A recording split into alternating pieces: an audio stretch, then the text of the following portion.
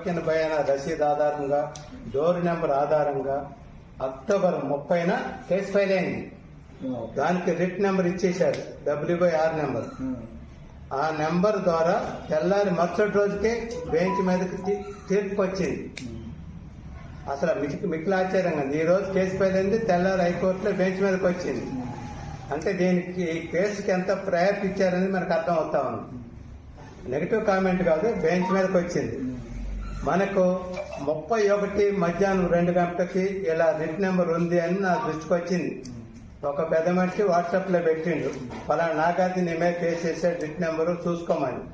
నేనేమంటే Hyderabad లాయర్కి phone చేశాను. Lawyer online లో మాట్లాడిండు వేరే వాళ్ళతో కూడా. అక్కడ దీని మీద ఏం చేయాలి ఏంటంటే 4 గంటలకు హీరింగ్ ఉన్నది, మన కోర్టుకు వెళ్ళాలి అని నాకు చెప్పడం జరిగింది. మీరు వెళ్ళండి సార్ అంటే, మరి నాకు కుదరదు, వేరే లాయర్ ఉన్నారంటే లేరని చెప్పిన. 4 గంటలకి ఆయన వెళ్ళిపోయి కన్సిడర్ చేయమని లెటర్ పెట్టాను. ఒకళ్ళతో లేదు, జస్ట్ కన్సల్ట్ చేయమని. మాకు ఎటువంటి డాక్యుమెంట్స్ అందలేదు. ఆ అభ్యర్థి మీరు వాయిదా వేయండి అంటే నెక్స్ట్ 14th వాయిదా ఇచ్చాడు. 14th ఏం చెప్పిండు, రెలవెంట్ డాక్యుమెంట్స్ అన్ని తీసుకుంటాండి. 14వ తారీఖు ఏం జరుగుతుందంటే నా అంచనా ఏంటంటే డిస్మిస్ అవ్వచ్చు. ఎందుకంటే ఫేక్ డాక్యుమెంట్స్ సబ్మిట్ చేసినటువంటి కేసు ఇది. మనం అన్ని ఆధారాలతో ప్రూవ్ చేయబోతున్నాం. With all evidences already submitted. ఈ రోజు కూడా ఇచ్చిన కటింగ్స్ అన్ని కూడా సబ్మిట్ అయింది. రేపు వచ్చేవి కూడా సబ్మిట్ చేస్తాం.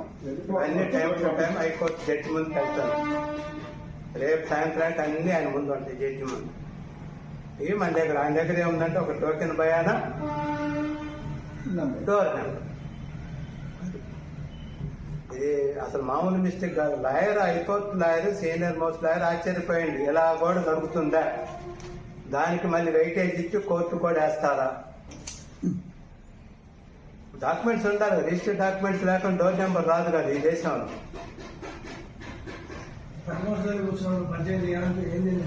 ఎక్కడ మళ్ళా హనుమంత్ సాగర్ దగ్గర ఫైనల్ పోయిందండి.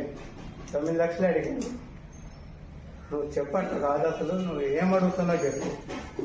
8 అడిగింది, చివరికి 7 లక్షలు ఇస్తే 5 అడుగుతా. నేను అసలు నేను సింగిల్ ఎంట్రీ కూడా ఇవ్వను. నానాడు నుంచి ఈనాడు వరకు అదే స్టాండ్. ₹1 కూడా ఈయన. మీరు ఎవరికైతే టోకెన్ బయాన్ ఇచ్చారో వాళ్ళ దగ్గర నుంచి రాబట్టుకునే ప్రయత్నం చేస్తే నేను సపోర్ట్ ఉంటాను.